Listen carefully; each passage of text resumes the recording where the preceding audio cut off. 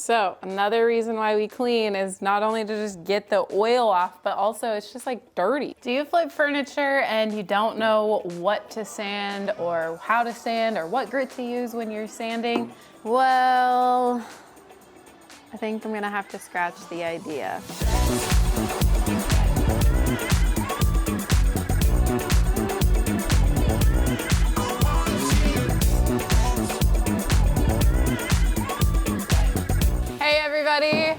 Welcome back to Furniture Flipping Teacher. I'm Lauren, and today we are going to be flipping these two previously painted nightstands. These are very special pieces because for a couple of reasons. One, they're the first pieces that I've ever tackled that are previously painted. I tend to steer away from them because, in all honesty, it just makes me feel like there's a lot more work involved, and you guys know I like to turn a pretty quick profit. And the second reason is that these are actually going to be in our Airbnb. We are getting down to the nitty-gritty where we are going to be opening up fairly soon, and so we need to start sourcing furniture.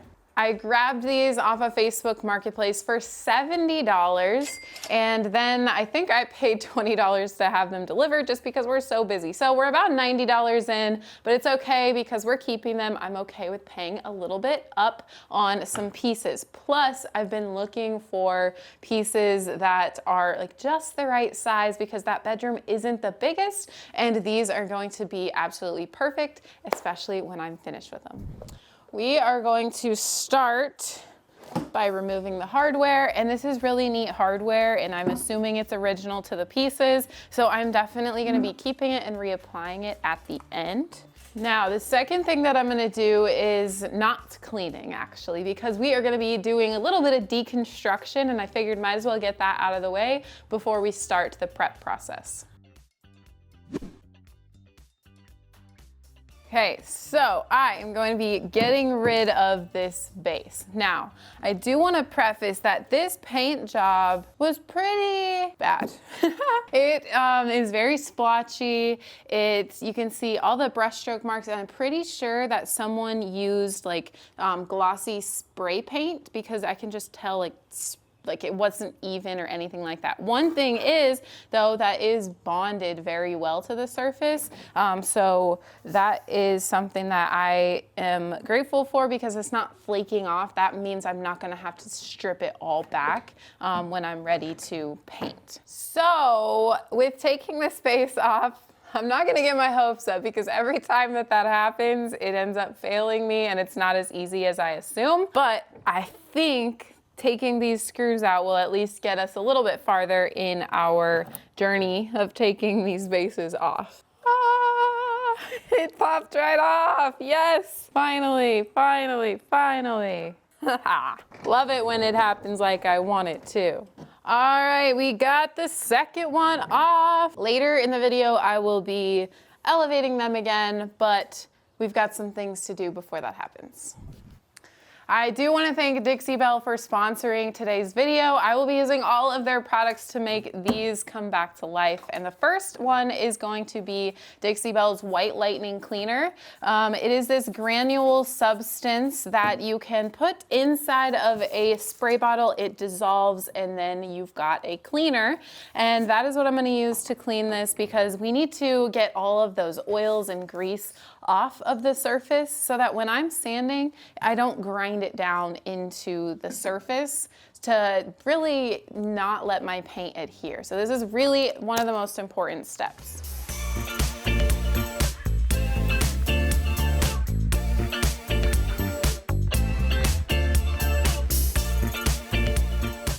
So another reason why we clean is not only to just get the oil off, but also it's just like dirty. Sometimes you can't even tell it's dirty. Even these are white and I couldn't see all this dirt on there. So super important to get that off. Now we're gonna rinse it down.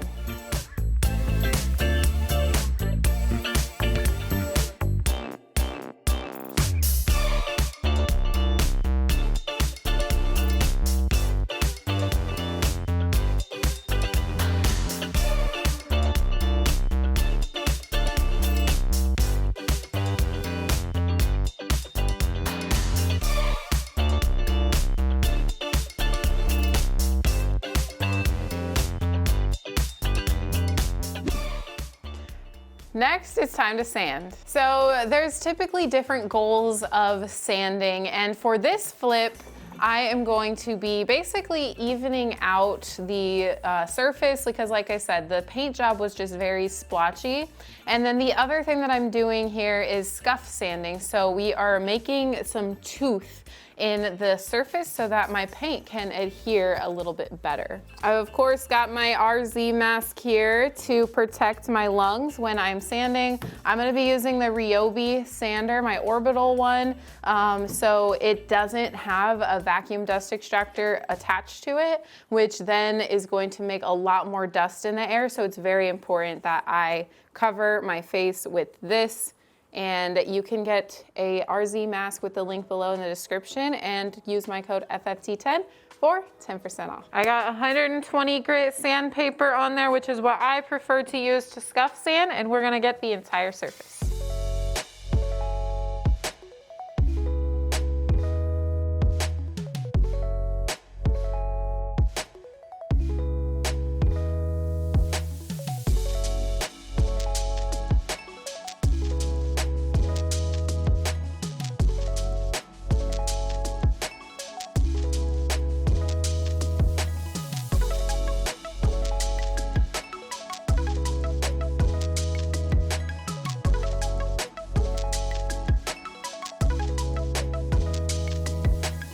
All right, I think we are good on this sanding.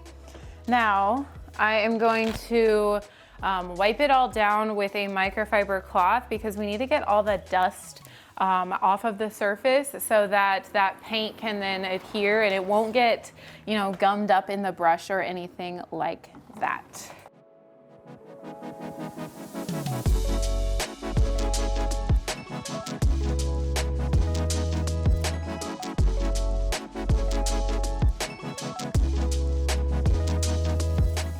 Do you flip furniture and you don't know what to sand or how to sand or what grit to use when you're sanding? Well, if you are interested, you can check out our furniture flipping course and coaching program. The link will be down below in the description. We would love to have you a part of that program, and you get lifetime access to our online course as well as access to our exclusive Facebook community and our live weekly calls where we answer any and all of your questions. Enroll down below today. All right, now that I've got everything nice and smoothed out and my dust is all wiped back with this microfiber cloth, it is now time for me to fill in any of the scratches that are on the surface. So a lot of the times it's easier to see these scratches after priming, but basically I'm gonna use this paint job as my sort of primer that will help bring out all of these imperfections in the surface, and that'll help me see them a lot easier. And all I'm gonna do is take my Dixie mud and go ahead and fill in any scratches that I see that I really don't want to be in my finished product, because that will deter from the very modern and chic look that I am going for on these babies. So Dixie mud comes in white, brown, and black, and since these are white and I'm going to be painting them white, I decided to go with the white Dixie mud so that it's just going to mitigate any potential issues of the color popping through the paint. And it's basically the same exact thing as a wood filler, except it is a little bit more, it's not as solid as a regular wood filler. So I like that because I can just slap it on and smooth it out really easily, and I don't have to worry about it drying too quickly or chunking up at all. Sometimes I like to use like a big tongue depressor, stir stick, and then I also like to come back with a little scraper here to just smooth everything out and get any of that excess. That way later on when I'm sanding it back, I don't have as much to sand back. Pro tip, if you want your wood filler to dry really quick, put it in the sun. This dried in like 10 minutes, so I'm ready to sand it.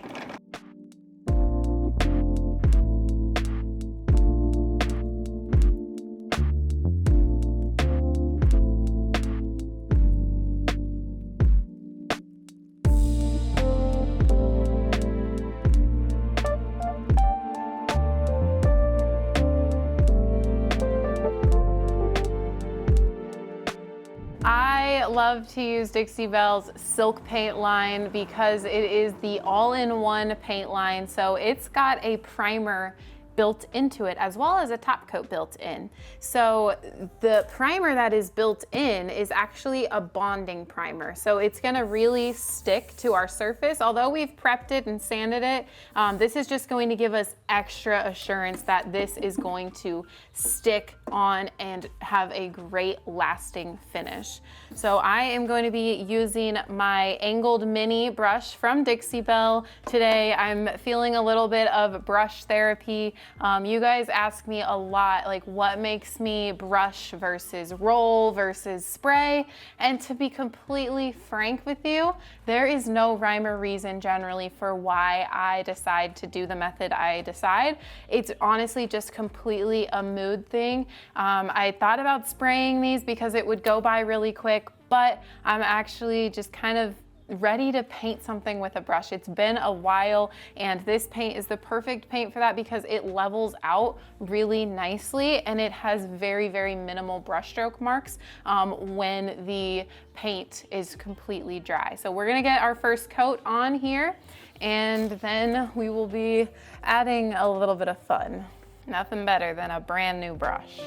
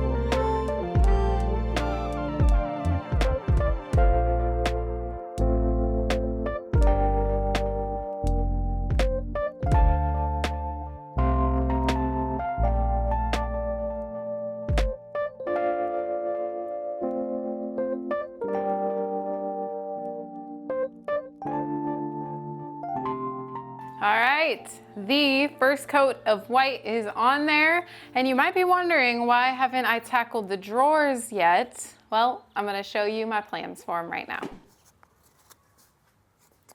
So as I mentioned before, these are gonna be going in the Airbnb, and if you've been around a while, you know that I used paint sticks to create the counter space in the Airbnb, and I really wanted to pull that same look into the bedroom somehow, and I figured that this would be a really cool and interesting way to do so. I did a herringbone pattern for the countertops, and I'm gonna do a similar pattern, but it's not gonna be exact. So what my first step is gonna be is to just measure half of the drawer, and then we're gonna get our design going, start cutting these on my miter saw.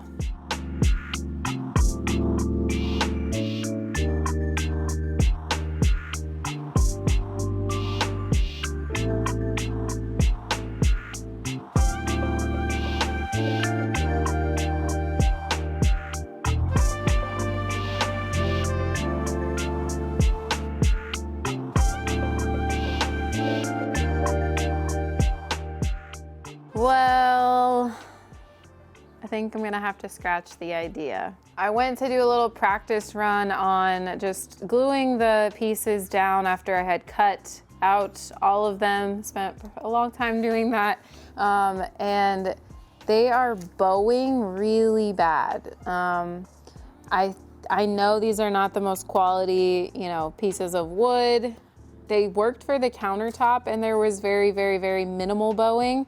But it was really easy to sand out. But I mean, these are like rocking. So I think I probably could get a different type of wood, but I think that I'm just gonna go ahead and scratch the idea and paint them white with the rest of the nightstands, and just kind of have them have more of a classic look. I'm bummed, but We've got to pivot sometimes. Sometimes everything doesn't work out. The base is popped off easy, so that means that something had to give me trouble. Since I am going to be painting these white now and keeping the look, I don't really like the indentation here in the front. So I'm going to take some Bondo because although Dixie Mud is a great product, it's not really for filling like huge gouges. So things like filling hardware holes, filling in like big chunks, I would definitely suggest using Bondo instead.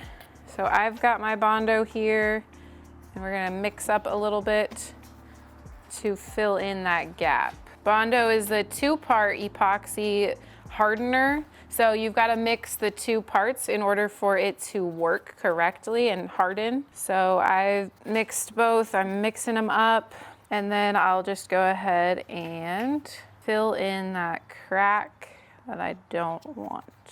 All right, while that is hardening, I can go ahead and do a second coat on these nightstands.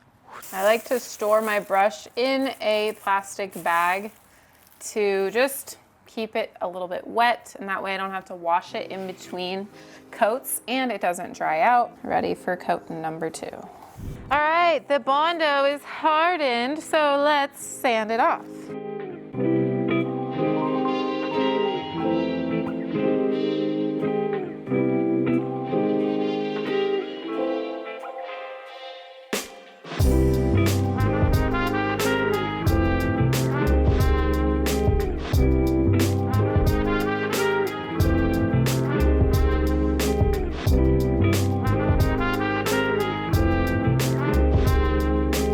Okay, I just want to stop right here and say that Bondo is a must-have in your arsenal if you are flipping furniture because it is like a magic product. I thought I was going to need 2 layers of Bondo, but there is absolutely no difference in the like levels of the Bondo versus the surface of the dresser or the drawer that was already there.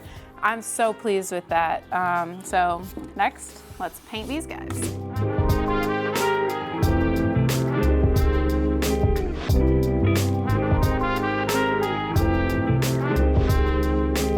So we are ready for coat number 2 here, and I always recommend, especially when you are brushing on or rolling on, that you use a light sanding pad or sandpaper, something around like a 400 grit, very fine, to just smooth out your surface. This is gonna help eliminate any texture that could have landed on it while it was drying, as well as just help really smooth out any brush stroke marks. So I'm just gonna take this and go over the top here like so.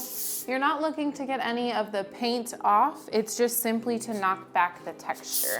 And then you can take a microfiber cloth, wipe that dust back, and apply coat number 2. Occasionally, I also use a mister bottle and just spritz my surface a tad bit. And again, that is going to help us get a super smooth, buttery finish.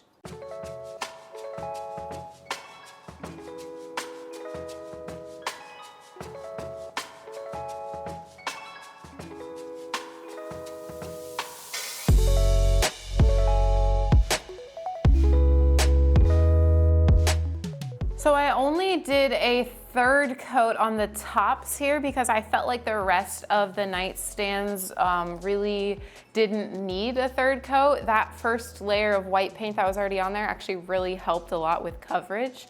The drawers will need at least 1 more coat, probably 2. So we're gonna let those dry, but in the meantime, head over and work on the hardware. So remember, these guys are the original hardware pieces, and I love to save the vintage hardware if possible. These are great because they both were on there. Sometimes with mid-century furniture, 1 or more of the poles are missing, but if you get lucky, you can keep them. I'm just going to clean them up with some white lightning real quick. These are probably the most dirty part of a dresser at one point because your fingers touch it a lot to open the drawer. So I'm gonna get all that gunk off there. Okay, maybe not the most dirty, but one of the most dirty parts. Get all that grime off there. And then I'm going to use one of my favorite Dixie Belle products, which is the gold gilding wax. And this is just really great at bringing the hardware back to life if you are going for that gold look. However, they also do have black, copper, zinc, and bronze. So lots of different color choices for this exact same product, depending on what color your hardware, what color you want your hardware to be. I just take a brush, like an artist's brush, and dip it into the wax like so, and then just brush it on. Super easy to apply. I just want to make sure I cover all parts of the hardware. All right, so I went ahead and did both of those, and I'm just going to set them on this piece of cardboard here and let them cure for anywhere from 30 minutes to an hour before I then come back with a lint-free cloth and buff them out.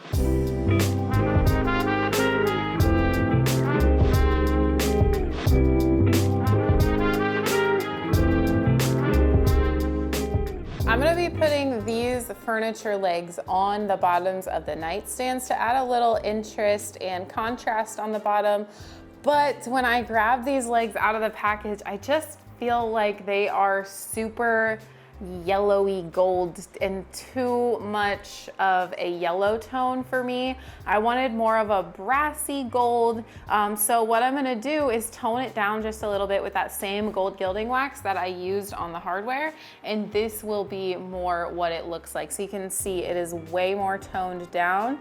And again, I will buff this out. And basically buffing it out means that you're wiping off any excess and getting any chunks out, but also kind of shining it up just a tad bit. So I'm gonna do this on the rest of the 7 legs, and then we will buff out everything together. It is time, finally, to put some legs on. So these legs are super neat. After I put the gilding wax on them, it really toned down that color. And I like the look that came of it because it really matches up well with the hardware that's on the drawer. So with this, you just do it upside down on the piece of furniture. And I sort of have a little line that's the backer board, and I'm just going to line it up right there with that. And then this goes flush with the side of the nightstand. So it comes with the screws that you need to use to go ahead and screw it on there. So I'm just gonna go ahead and do so.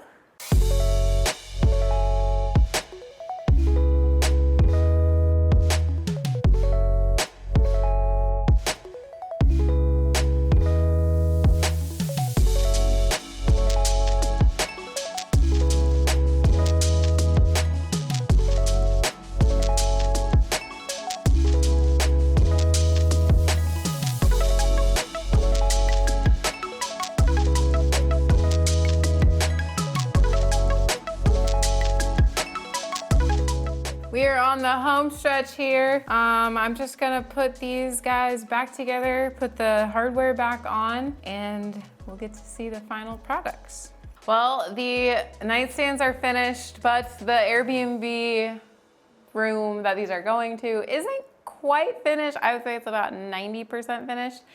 So we are just going to throw these over on our new staging wall and show you guys the final reveal.